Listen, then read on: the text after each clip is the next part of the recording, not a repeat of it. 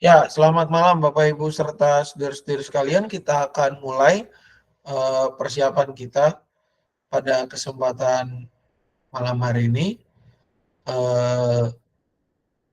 Untuk Mas Daniel SD.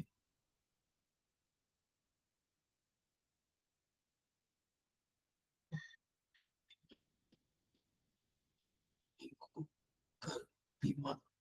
Nah, oke, kita akan mulai persiapan kita Bapak Ibu serta saudara-saudari sekalian. Sebelumnya kita akan berdoa. Mari kita berdoa.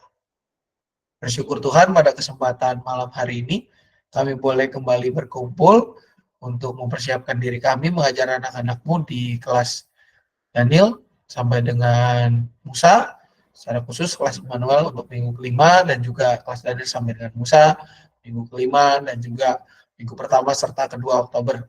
Berkati ya Tuhan jalani persiapan ini dari awal hingga selesai. Dalam nama anak Tuhan Yesus Kristus kami berdoa. Amin. Baik Bapak Ibu serta saudara-saudara sekalian, kita akan melihat terlebih dahulu untuk materi minggu kelima, gitu ya, materi minggu kelima bulan ini alias minggu depan. Dengan tema iman dalam perbuatan, bacaannya pendek, tidak terlalu panjang. Yakobus 14 ayat 22, cukup satu orang sukarelawan atau sukarelawati. Ada yang mau membantu membacakannya Bapak Ibu saudara-saudari sekalian? Yakobus 2 ayat 14 sampai dengan 22. Ada yang mau membantu membacakan?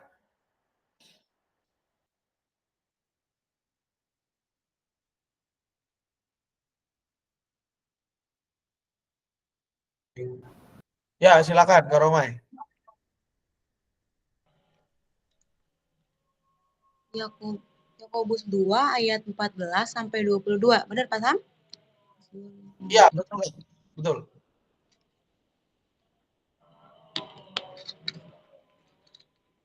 Judulnya iman tanpa perbuatan pada hakikatnya mati. Apa gunanya saudara-saudaraku jika seseorang mengaku padahal ia tidak mempunyai perbuatan? Dapatkah iman itu menyelamatkan dia? Jika seorang saudara atau saudari tidak mempunyai pakaian dan kekurangan makanan sehari-hari, dan seorang dari antara kamu berkata, "Selamat jalan, kenakanlah pakaian hangat dan makanlah sampai kenyang." Tetapi ia tidak memberikan kepadanya apa yang perlu bagi tubuhnya, apa gunanya itu? Demikian juga halnya dengan iman. Jika iman itu tidak disertai perbuatan, iman itu pada hakikatnya mati. Tetapi mungkin ada orang berkata, "Engkau mempunyai iman dan aku mempunyai perbuatan." Aku akan menjawab, "Tuhan, tunjukkanlah kepadaku imanmu itu tanpa perbuatan dan aku akan menunjukkan kepadamu imanku dari perbuatan-perbuatanku." Engkau percaya bahwa hanya ada satu Allah saja? Itu baik. Setan-setan pun percaya akan hal itu dan gemetar. Hai manusia yang bebal, maukah engkau bukti bahwa iman tanpa perbuatan adalah iman yang kosong? Bukankah Abraham, bapa kita, dibenarkan karena perbuatan-perbuatannya ketika ia mempersembahkan Ishak anaknya di atas mezbah? Engkau lihat bahwa iman bekerja sama dengan perbuatan-perbuatannya, dan karena perbuatan-perbuatan itu iman menjadi sempurna. Demikian firman Tuhan. Makasih, Kak Romai. Baik, Bapak Ibu saudara-saudari sekalian, kalau kita lihat tema kita untuk minggu depan adalah iman dalam perbuatan. Yakobus 2 ayat 14 sampai dengan 22 ini menjadi sebuah bacaan yang mengingatkan kepada jemaat, yaitu jemaat Tuhan yang digembalakan oleh Yakobus. Untuk apa? Untuk melakukan imannya atau menyatakan imannya secara nyata. Ya, ada beberapa key atau beberapa kunci yang bisa kita lihat dalam bagian ini. Yang pertama dari ayat 15 sampai dengan 17. Ya. Ketika ada orang yang membutuhkan sesuatu bantuan dan bisa memberi bantuan tetapi hanya mengatakan hal yang baik, maka itu menjadi makna iman yang mati. Karena apa? Karena kata-kata manis itu bukan buat dari iman.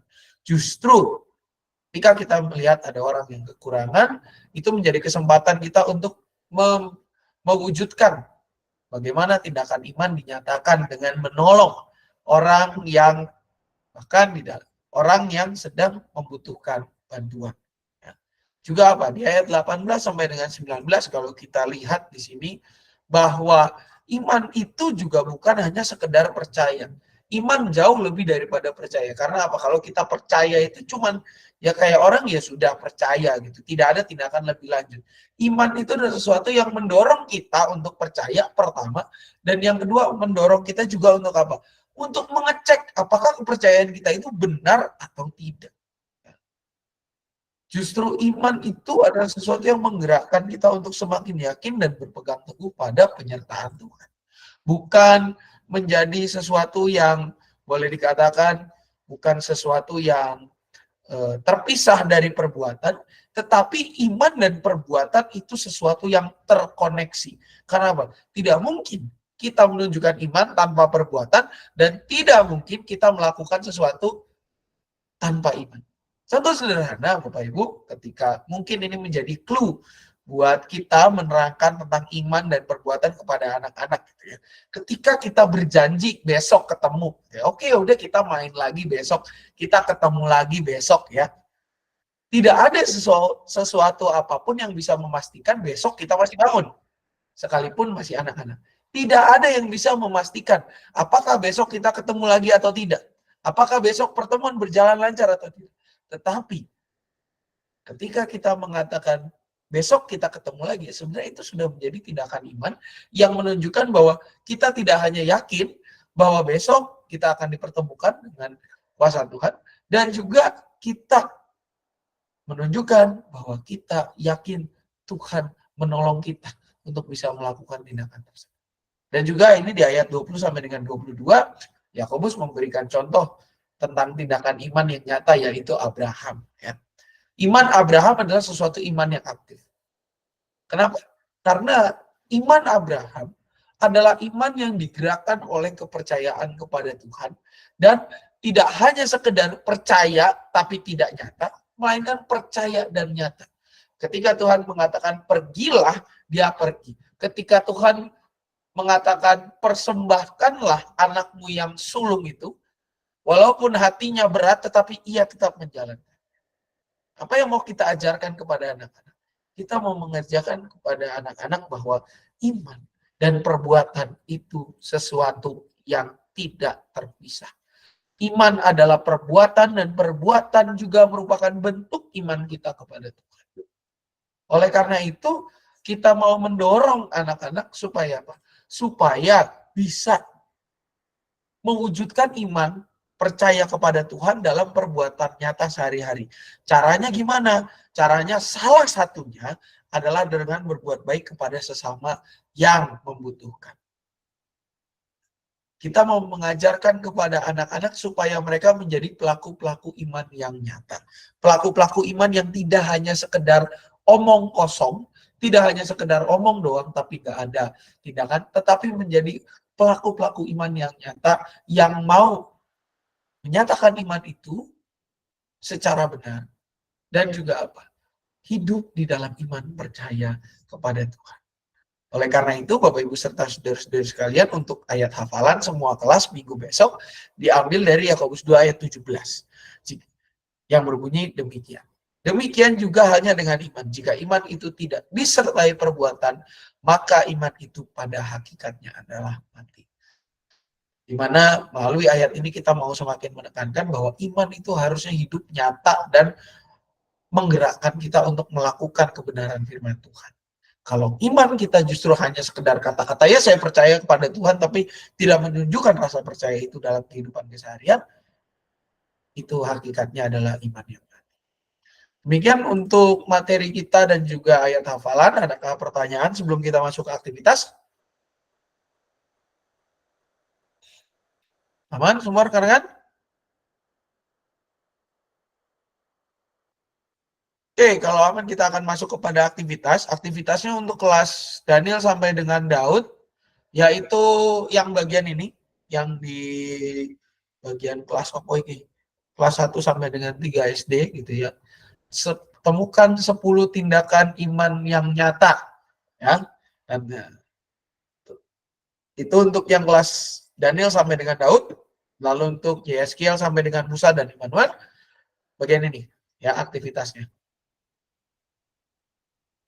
Kita mau mengajak mereka untuk memilah dan memilih tindakan yang tepat yang sesuai dengan iman kita. Ya. Contoh kayak nomor 2, yang penting rajin sekolah minggu, malas berdoa nggak apa-apa, itu benar apa salah sih? Gitu. Kita mau mengajak anak-anak untuk mengenal dan mengingat lagi. Mana tindakan yang sesuai dengan firman Tuhan, yang sesuai dengan iman percaya kita kepada Yesus Kristus, dan mana yang tidak sesuai. Untuk aktivitas rekan-rekan, apa ada sanggahan atau yang mau direspon? Asam, Ya, Ci. yang kelas Yeskiel kan gabung sama kelas Daud. Yeskiel Daud. Berarti yang itu aja yang tadi ya, yang ini. bukan yang ini gitu. Yang tadi. Nah, itu ya. Ya udah. Yeskiel Daud ya. Oke. Iya. Minggu kelima kan? Berarti itu yang Musa Immanuel ya. Ya. Oke. Berarti yang ini yang Musa Immanuel, Yeskiel Daud ke bawah pakai ini. Ada lagi rekan-rekan? Makasih Cirin. Oke, kalau udah nggak ada, maka ini untuk lagu-lagunya bisa dicek di atas. Mana sih? Oh ini. Mata Tuhan melihat, dari zaman saya kecilnya udah ada ini. Yang kecil yang kumiliki saya nggak tahu, bisa diklik di klik bahan. Yesus berpesan, kita tahulah itu lagu di Kebaktian Umum juga sering dinyanyikan. Oke, kalau sudah tidak ada tambahan lagi, kita akan lanjut ke materi bulan bulan Oktober, ya. Materi bulan Oktober. Kita masuk minggu pertama, tanggal 6, dengan tema Aku Siap Melaksanakan Tugas. Dan bilangan bacaannya diambil dari bilangan 16 ayat 1 sampai dengan 15. Ini sepertinya saya butuh 2 orang sukarelawan atau sukarelawati. Orang pertama akan membacakan ayat 1 sampai dengan ayat 7. Orang kedua akan membacakan ayat 8 sampai dengan ayat 15. Orang pertama, sukarelawan atau sukarelawati pertama, siapa kira-kira? Ayat 1 sampai 7?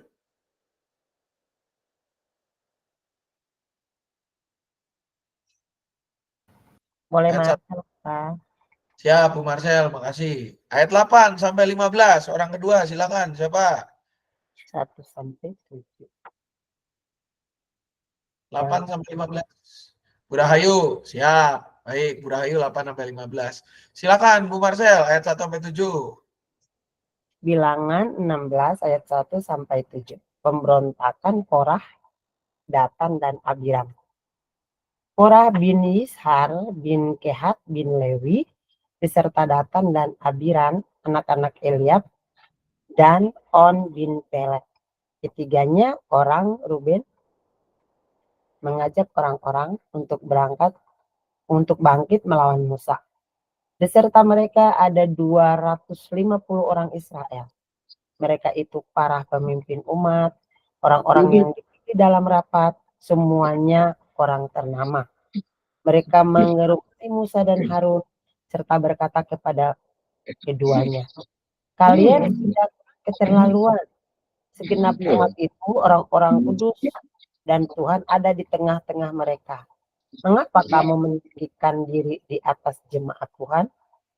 Mendengar hal itu, sujudlah Musa.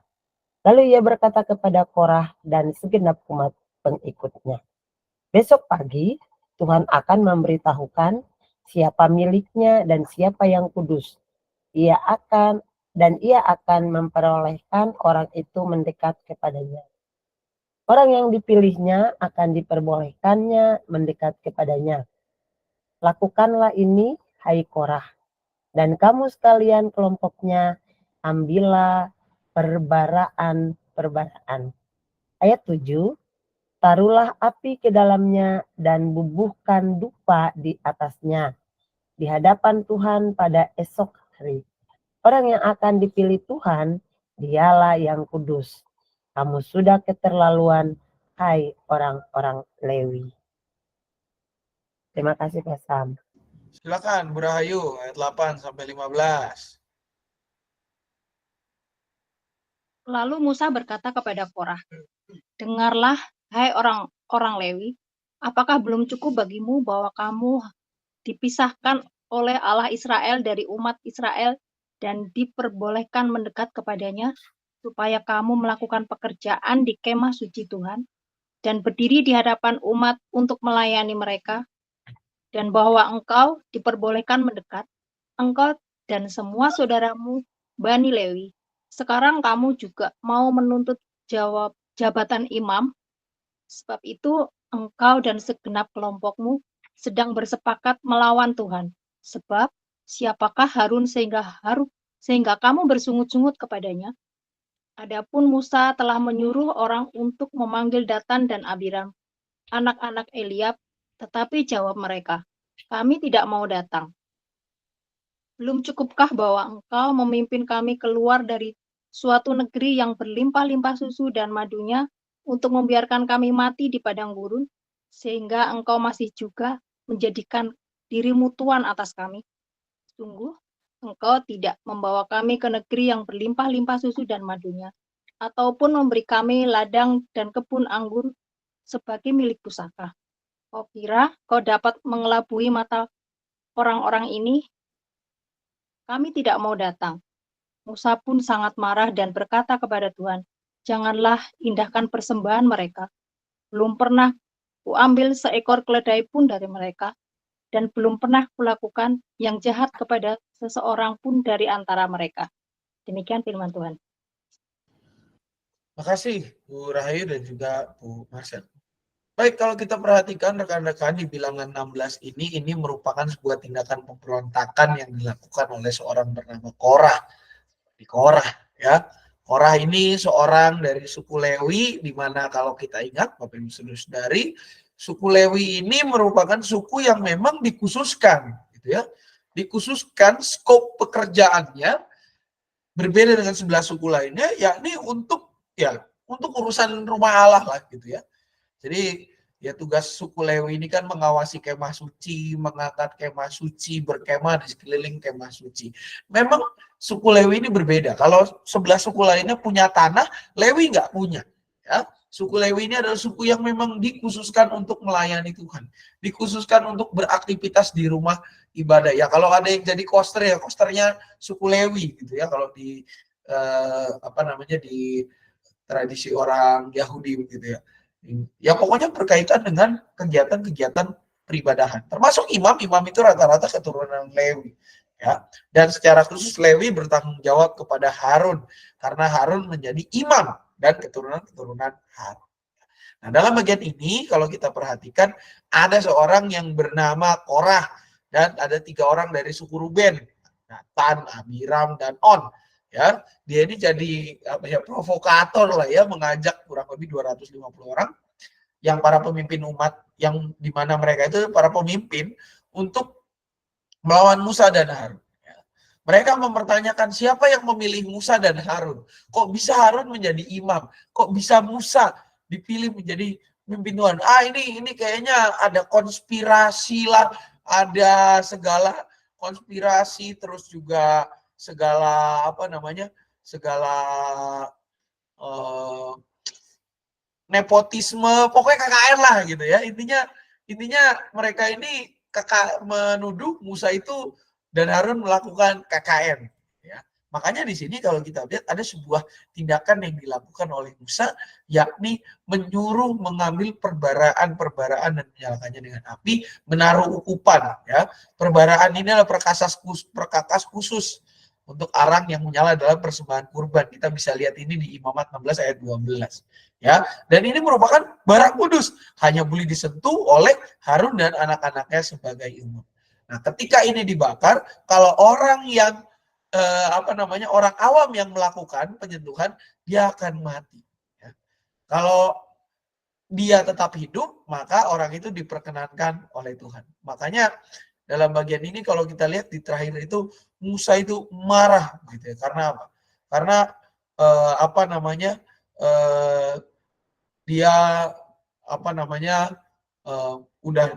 udah marahnya bukan hanya karena dia diberontak, tetapi juga karena ketika dipanggil orangnya nggak mau datang gitu. Bahkan dia menyebarkan kalau kita bilang dalam bahasa sekarang narasi-narasi miring dia 13. Ini kan perkataan mereka, Datan, Abiram, dan ya orang itu gitu ya. Belum cukuplah bahwa engkau memimpin kami keluar dari suatu negeri yang berlimpah-limpah susu dan madunya, Mesir, untuk membiarkan kami mati di padang gurun, sehingga engkau juga masih menjadikan dirimu Tuhan atas kami. Begitu ya. Kami tidak mau datang. Makanya saking marahnya Musa marah dan berkata kepada Tuhan, jangan indahkan persembahan mereka. Ketika kita ketika kita melanjutkan pembacaan ini, maka ditemukan bahwa ternyata mereka itu dihukum oleh Tuhan. Nah, apa yang mau kita ajarkan kepada anak-anak? Kita mau mengajarkan anak-anak supaya tidak meniru Korah, Datan, dan Abiram, di mana mereka itu mau mengklaim kekuasaan untuk kepentingan diri sendiri, merebut tugas orang lain dalam secara khusus karena tema kita ini adalah aku siap melaksanakan tugas. Kita mengajak anak-anak untuk tidak meniru orang-orang yang memberontak tadi, yang mau mengambil tugas dari orang lain. Tuhan sudah mengatur segala sesuatu tugas yang akan dilakukan oleh kita, gitu ya. Kalau pakai bahasa dunia kerja, Tuhan tuh udah ngatur rezeki orang, gitu ya. Termasuk pekerjaan kita. Kita jangan istilahnya jadi anak-anak yang mau ini mau itu malah berantakan, tapi justru kita bersyukur dengan apa yang Tuhan percayakan, Tuhan berikan, tugas-tugas yang Tuhan berikan. Kalau kita disuruh berdoa, ya terimalah, bahkan berdoalah, gitu ya, jangan malah menolak, gitu ya. Kalau kita diberi tugas untuk naruh kursi, ya aturlah, gitu ya. Kalau kita diberikan tugas untuk bernyanyi, ya bernyanyilah. Jadi jangan kita malah mengambil tugas orang lain yang bukan bagian kita. Karena apa?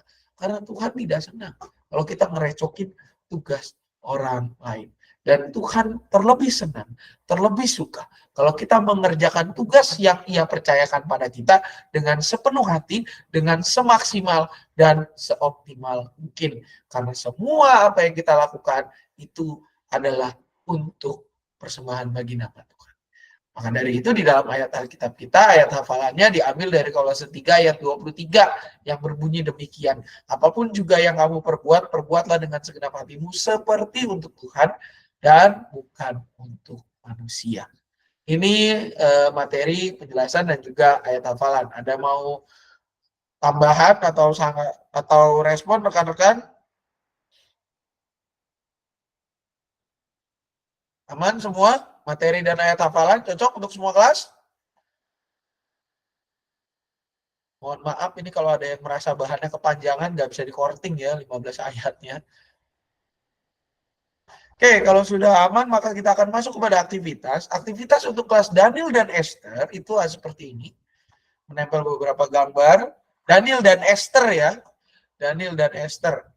Gambar menyapu, menyuci piring, berkebun, guru mengajar. Ya, ada materinya, tinggal di-download di link yang tertera di barcode atau bisa scan QR code di sini, gitu ya. Nah, untuk yang kelas di atasnya mulai dari Daud sampai Daud, Yeskiel dan juga Musa, maka untuk aktivitasnya ya ini membuat daftar pekerjaan rutin yang dilakukan setiap hari di rumah. Bisa disesuaikan dengan aktivitas masing-masing, pagi ataupun malam.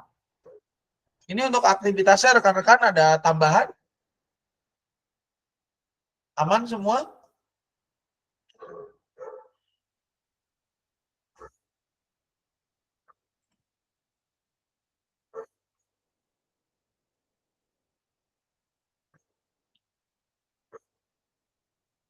Oke, jadi diingat-ingat lagi ya rekan-rekan bahwa yang ini, yang morning dan evening ini,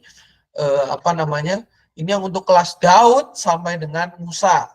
Ya, jadi Daud sampai Musa, terus yang ini Daniel dan Esther, gitu ya. Daniel dan Esther ini yang menempel beberapa gambar sesuai dengan pasangannya berdasarkan kategori atau tugas atau tanggung jawabnya. Nah, untuk lagu-lagunya bisa dilihat di sini untuk beberapa lagu yang disarankan. Tadi hilang. Oh ini ya, tanganku kerja buat Tuhan, kita kerja sama-sama buat Tuhan. Oke, kalau nggak ada tambahan lagi, kita akan lanjut ke materi minggu kedua dengan tema Tuhan Penolongku. Bahannya sangat pendek, Bilangan 21 ayat 4 sampai dengan 9, tanggal 13 Oktober. Satu orang cukup untuk membacakan bagian ini. Siapa yang mau menjadi sukarelawan atau sukarelawati? Silakan. Bilangan 21 ayat 4 sampai 9.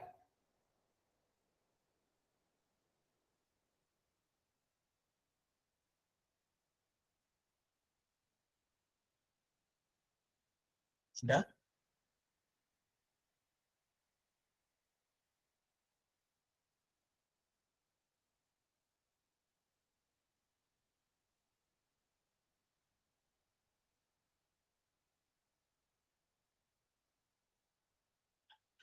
Satu orang yang mau membacakan, rekan-rekan, silakan. Oke, Kak Romai, silakan. Bilangan 21 ayat 4 sampai 9. Ular tembaga. Setelah mereka berangkat dari Gunung Hor, berjalan ke arah Laut Teberau untuk mengelilingi tanah Edom, bangsa itu tidak dapat lagi menahan hati di tengah jalan. Lalu mereka berkata-kata melawan Allah dan Musa. Mengapa kamu memimpin kami keluar dari Mesir supaya kami mati di padang gurun ini? Sebab di sini tidak ada roti dan tidak ada air. Kami muak dengan makanan hambar ini. Lalu Tuhan mendatangkan ular-ular tedung ke tengah-tengah bangsa itu yang memagut mereka, sehingga banyak dari orang Israel mati. Kemudian bangsa itu datang kepada Musa dan berkata, kami telah berdosa sebab kami berkata-kata melawan Tuhan dan engkau. Berdoalah kepada Tuhan supaya ular-ular ini disingkirkan dari kami. Lalu Musa berdoa untuk bangsa itu. Berfirmanlah Tuhan kepada Musa, buatlah ular tedung dan taruhlah pada sebuah tiang. Setiap orang yang dipagut tetapi melihatnya akan tetap hidup. Lalu Musa membuat ular tembaga dan menaruhnya pada sebuah tiang.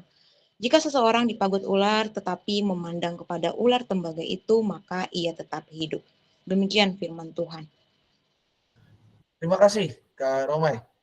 Baik, Bapak Ibu Saudara-saudari, ini saya jadi teringat khotbah saya. Saya pernah mengkhotbahkan teks ini karena ini bicara tentang ular tembaga, sebuah lambang yang sampai hari ini saya nggak tahu ya, beberapa apotek udah nggak pakai sih.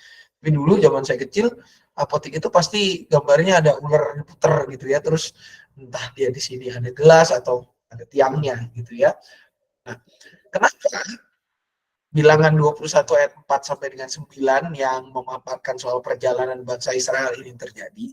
Jadi Bapak Ibu, kalau kita lihat ketika mereka sudah berjalan dari Gunung Hor, berjalan ke arah Laut Teberau untuk mengelilingi tanah Edom, ada sebuah keterangan yang menarik di ayat 4, yaitu bangsa itu tidak dapat lagi menahan hati di tengah jalan.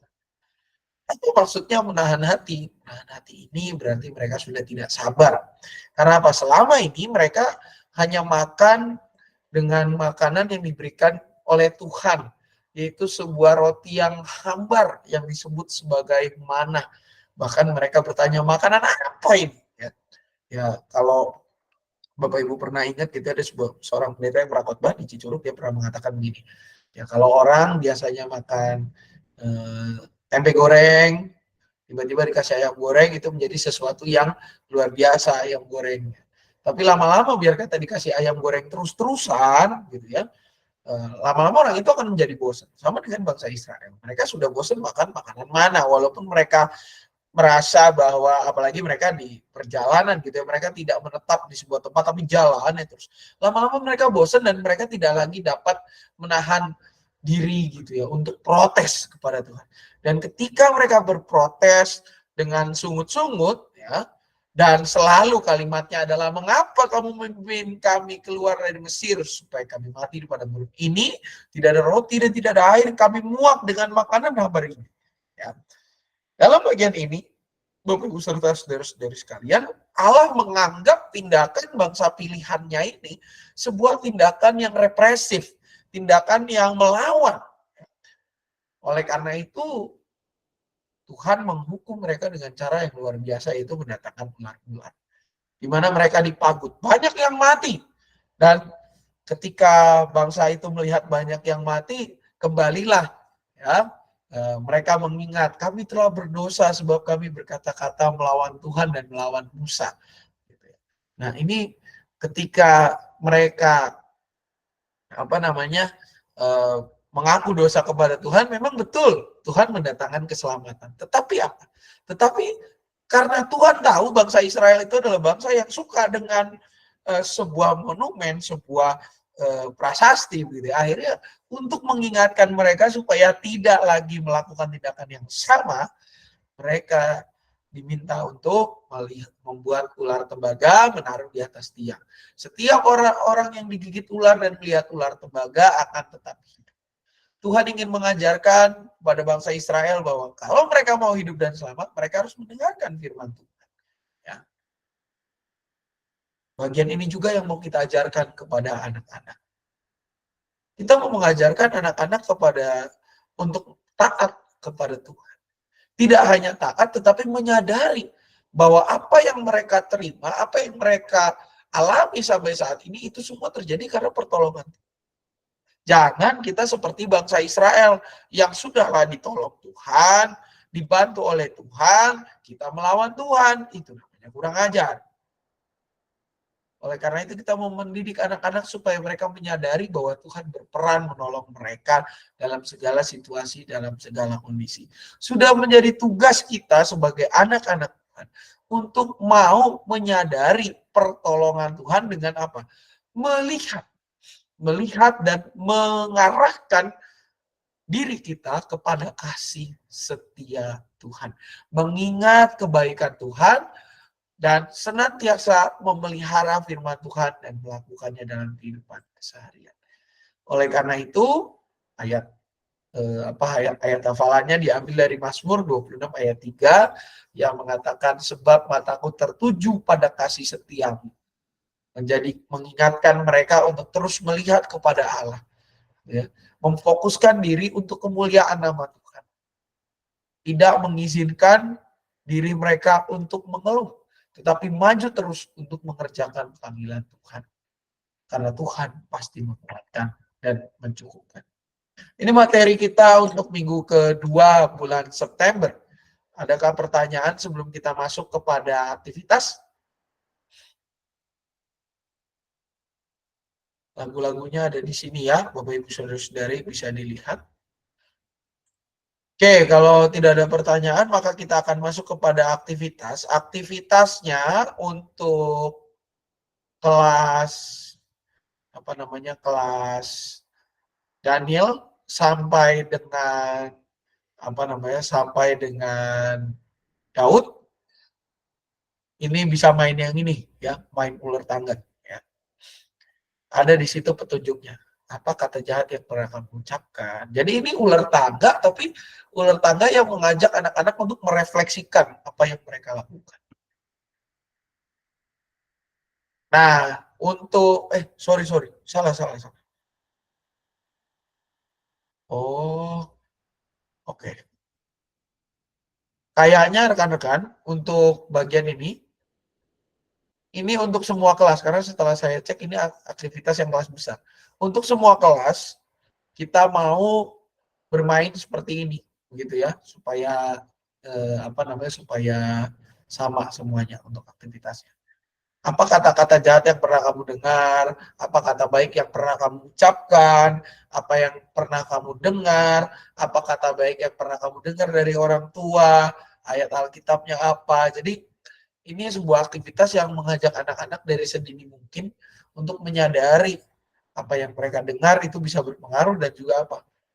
Jangan sampai kita menyimpan kata-kata yang jahat, tapi kita gunakan kata-kata yang baik, hal-hal yang baik untuk bisa naik.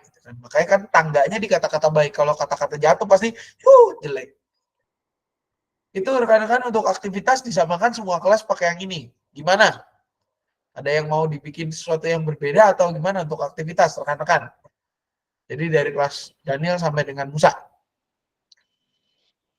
Pak Sam, ini aktivitasnya maksudnya bermain bersama atau gimana sih Pak Sam?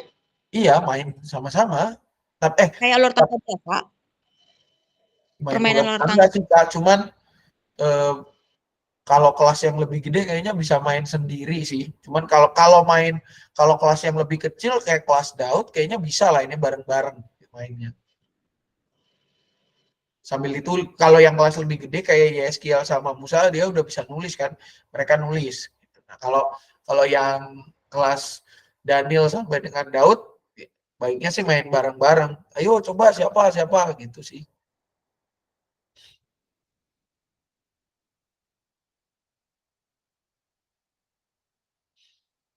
Atau ada ide lain, Karamai?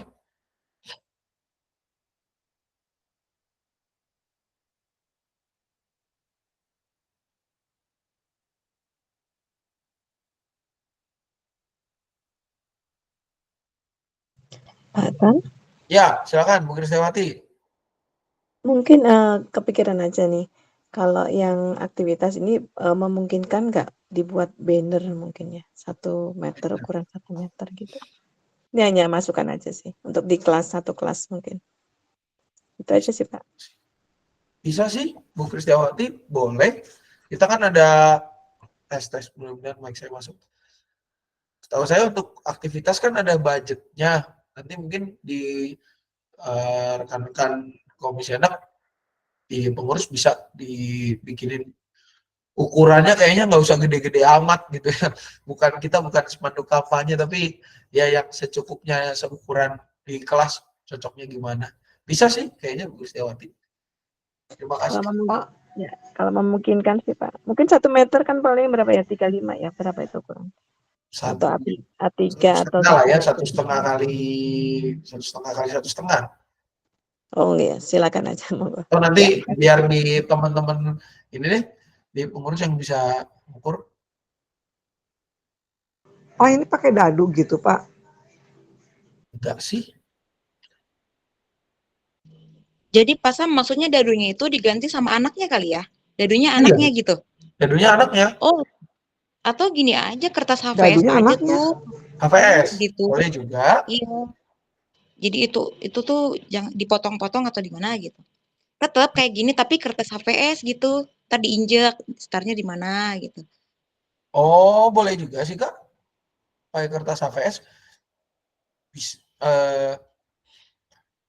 Jadi ada 2 opsi nih, mau pakai spanduk bisa, mau pakai HVS bisa. Sobek kali Kak, oh injek.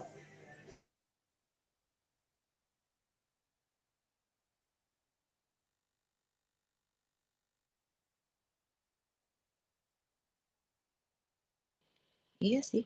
Ya udah mau pakai banner apa gimana? Tapi maksudnya pelan-pelan gitu.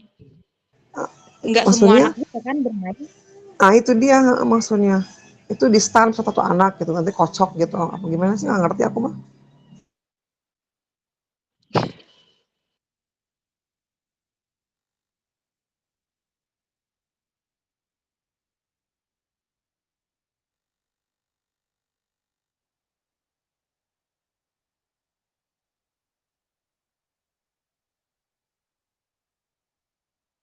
Atau ini ide saya nih. Kita nggak pakai banner. Kita pakai kertas HVS. Jadi tiap anak dibagiin beginian. Main sendiri dia. Gimana kan?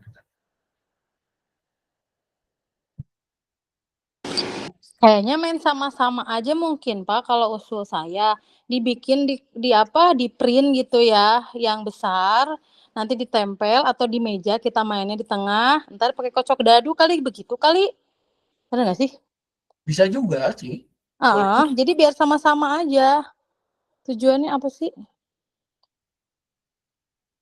Bermain ular tangga berikut, main ular tangga sih. Iya, begitu aja kali Kak Romai sama Kak Kris. Ya, Oh jadi tetap pakai dadu gitu. Ya, game ini banyak sekali metode yang bisa kita pakai ya. Mau di lantai dengan banner bisa, mau dengan kertas A3 mainnya di meja juga bisa gitu ya. Mau di print HVS perorangan juga bisa. Ini mungkin kesepakatan kita aja yang mau dipakai Kak. Jadi kalau misalnya kalau kesempatan seperti apa, jadi biar di printnya biar sama gitu Pak. Maksudnya biar kita nyetaknya juga sama gitu. Berapa biji yang mau dicetak, biar barengan aja sih. Siap, saya ngikut aja, siap ngikut aja. Kayak mungkin ya, tapi terserah sih maksudnya mana yang enaknya, atau mau satu yang besar misalnya kita cetak, atau kan ada ya di percetakan gitu ya Pak ya, kalau kita mau bikin selebar apa gitu, nanti biar main di tengah yang lebar kelihatan sama-sama, bisa ditaruh di bawah tapi kelihatan sama-sama, jadinya lebih besar lagi ya, kayak banner lah, bentuknya kayak banner, cuman bukan banner kali, kalau kita kayak mungkin kayak karton gitu, nggak tahu di percetakannya segede apa. Nah, nanti bisa mainnya sama-sama. Tahu ukurannya. Percetakan banner juga bisa. Banner juga boleh kayak begitu. Ini kan dia tinggal ngeprint. Kita pesan kalau memang nanti sama antara kelas Daud sama misalnya kelas Musa, jadi kan bisa pesannya berapa biji gitu loh. Gitu. Saya mau nanya Pak, Ya, Mas Rina. itu kan ada permainannya mulai dari start ya Pak ya. Ya, contohnya yang ini berarti pertanyaan pertama apa kata baik yang pernah kamu ucapkan ke temanmu gitu ya Pak. Nanti itu kan dijawab sama anak-anaknya Pak gitu. Setelah itu dia mengarah ke kemana Pak? Langsung ke itu Ini lagi. tangganya ini nih Bu. Saya zoom deh. Tuh. Nah, di 8. situ ke 8. Nah, itu kan ada Pak ayat Alkitab. Nah, ayat kitabnya itu kita yang tentukan atau gimana Pak? Ayat Alkitabnya bisa mereka yang tentukan, kita yang tentukan juga bisa. Karena ini teknis dari ininya pun juga cuman gini doang. Media dapat diakses dari ini. Iya, soalnya kan gini Pak, itu ayat Alkitab, tetapi maksudnya ayat Alkitab itu kan itu kosong Pak, maksudnya. Jadi nggak ada ayat yang mau kita itu ajarkan itu apa gitu, ya kan Pak. Nah, apa memang kita yang menentukan? Kalau misalnya anak-anak yang menentukan, itu ininya dari mana Pak? Dari pertanyaan yang tadi, Apanya? ini ayat Alkitab kan di situ ya Pak. Kalau naik tangga itu kan ada ayat Alkitab ya Pak. Ya. Itu kan kosong kan Pak ya. Nah, maksudnya itu yang dibikin ayat Alkitab itu apa jawaban dari yang anak tadi kita tanya tadi Pak? Ini Kak Romai memberikan ide yang baik nih soalnya. Ayat hafalannya aja. Jadi sekalian biar dia ingat. Nah, semua kan ini Pak ada Pak jadi semua nih. Jadi semua ayat 12 juga Iya, ayat ayat Alkitab. hafalan. Jadi tiap nyampe di situ dia akan diingetin soal ayat hafalannya. Oke. Siap. Ya, kasih Pak. Ya, sama-sama Mas Rina. Ada lagi rekan-rekan?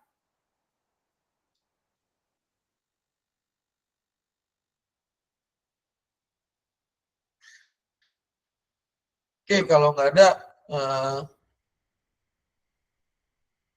ini nanti kita bisa bahas daftar kita bisa lihat di bagian persiapan, atau juga kita tadi sudah sepakat untuk pakai ayat hafalannya, gitu ya. Jadi untuk lagu-lagunya nanti di sini rekan-rekan bisa dilihat ada seperti ini. Lagu-lagunya. Nanti untuk kebutuhannya ada yang mau pakai banner atau mau pakai kertas HVS bisa dikomunikasikan ke masing-masing ke ini ya, ke rekan-rekan pengurus KA. Karena kalau pakai banner itu butuh waktu untuk mencetak, maka paling telat H-1 minggu gitu ya, udah paling maksimal gitu ya. Kalau kertas A4 kan tinggal nyetak beres gitu ya. Kalau mau pakai banner kan butuh proses. Jadi tanggal 6 dikomunikasikan pengurus KA. Oke, itu aja rekan-rekan. Kalau sudah tidak ada lagi, maka untuk bahan minggu ketiga dan keempat bulan Oktober kita akan persiapan tanggal 12, Sabtu 12 Oktober 2024 jam 7 seperti sekarang ya, hari Sabtu tanggal 12 jam 7 malam. Saya book dulu tanggalnya. Persiapan GSM jam 19.00. Masih secara online seperti yang kita lakukan pada saat ini, gitu ya. Jadi tanggal 12 kita akan persiapan untuk rekan-rekan kelas PF Immanuel yang bulan ini jangan lupa 23 jam 8 malam. Hari Senin tanggal 23 September untuk materi bulan Oktober. Itu ya. Dan untuk materi bulan November tanggal 14 Oktober bisa kita persiapan. Oke, itu aja rekan-rekan. Kalau nggak ada lagi, kita akan tutup dalam doa. Mari kita berdoa. Bersyukur Tuhan kami sudah menyelesaikan persiapan kami pada malam hari ini. Biarlah ya Tuhan, apa yang kami persiapkan boleh menjadi sebuah tindakan yang kami nyatakan. Apa yang kami pelajari saat ini boleh kami semakin sempurnakan ya Tuhan di dalam kehidupan keseharian kami. Jika sebentar kami akan melanjutkan aktivitas kami masing-masing, berkati ya Tuhan agar kehidupan kami hanya seturut dengan kehendak-Mu saja. Dalam nama Anak Pengganti Yesus Kristus kami berdoa. Amin. Selamat malam rekan-rekan, selamat malam. Amin. Selamat malam, selamat melayani. Terima kasih. Selamat malam. Semuanya, terima kasih.